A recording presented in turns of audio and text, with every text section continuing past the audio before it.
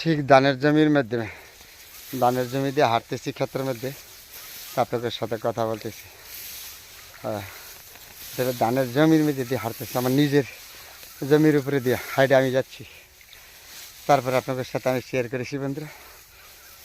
যেখানে খুব সুন্দর লাগছে যে আমি যে কাদা দিয়ে হাঁটতেছি না, কাদা নিচে কাদা, অনেক কাদা, প্যাক বলে আর কি। এই প্যাকের উপরে দিয়ে আমি হাঁটে যাচ্ছি আর আপনাদের সাথে কথা বলেছি। আমার কাছে খুবই সুন্দর লাগছে, খুব সুন্দর লাগছে জায়গাটা। এই যে হাঁটতে যেতেছি না, খুবই সুন্দর লাগছে। যে হাইটে করে উঠে গেছি এখন, উপরে উঠে গেছি গা।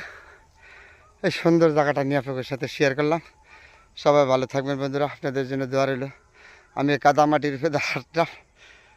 আল্লাহ পাক যেন সবাইকে ভালো রাখে, সুস্থ রাখে। তো আজকের জন্য বিদায় নিচ্ছি। বেঁচে থাকলে অন্য সময় আবার আসবো, শেয়ার করব। ধানগুলি পাকলে এর আগে আর আসবো না। আপনাদের সবার প্রতি দোয়া রইল।